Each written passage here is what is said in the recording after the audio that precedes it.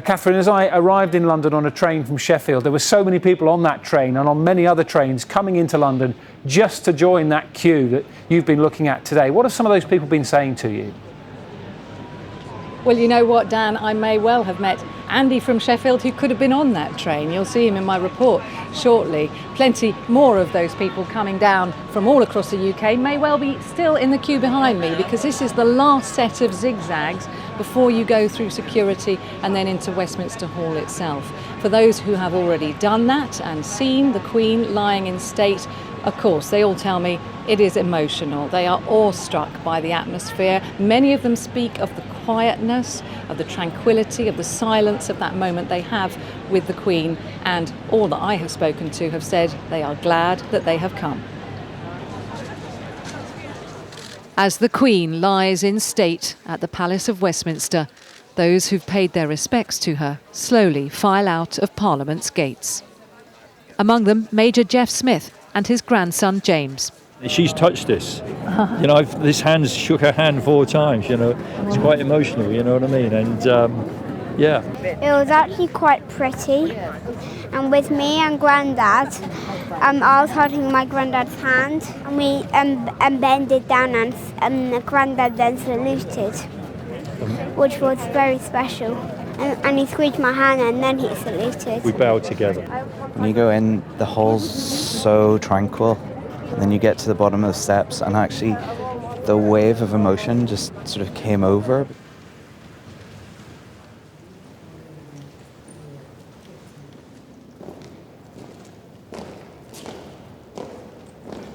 Inside Westminster Hall, that silence is only broken by the tap of a cane on the floor. The signal to the guards standing vigil to change position. You could hear a pin drop when all that was taking place. It's very, very emotional. When you're looking around and you're seeing the diversity of this great country and you think, wow, these people are all coming together to pay respects to our Queen. Fantastic. My name is Martin. I'm from Malawi. I live in Leicester. Martin started looking for the end of the queue at 4:30 yesterday and kept a video diary for us through the night. We just got our wristbands. We're at Westminster Bridge, making our way. We're at security checkpoint. Everyone excited. It's getting dark now. I think we'll be here maybe another hour or so. We're still together, still smiling. The queues are long, still long, but we're getting near. We are done all the way home now. Underground shut. We're trying to figure out where to get a taxi. For those who would have difficulty waiting for so long, there is a separate accessible queue where I met Peter. Yes, I will cry because I feel like crying now. He'd seen the Queen in Nigeria in his youth before he lost his sight. And I don't know if there's anybody who will ever be like her. I've never seen one like her. She's a marvelous woman. And I thank her for what she did for the whole world, even my country. Before crossing Lambeth Bridge, those in the main queue walk past the COVID memorial wall, something Andy, down from Sheffield, found very poignant. Notice you touched the wall there. Yeah. Why was that? My dad, Tony, died in 2020 in a care home during the first lockdown. And, you know, there's COVID, there's the war in the Ukraine, there's poverty. She represented something constant when everything else was changing, and that's really hit me in the last week. Sarah had taken a train from Margate at 4:30 this morning. Her wait in the accessible queue, only an hour.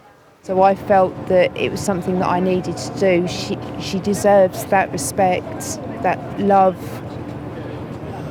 the love that she's shown the world. It's our turn to show her that now. This stream of people is not expected to abate until a few hours before the Queen's state funeral on Monday, allowing as many people as possible that chance to say a personal farewell to the monarch.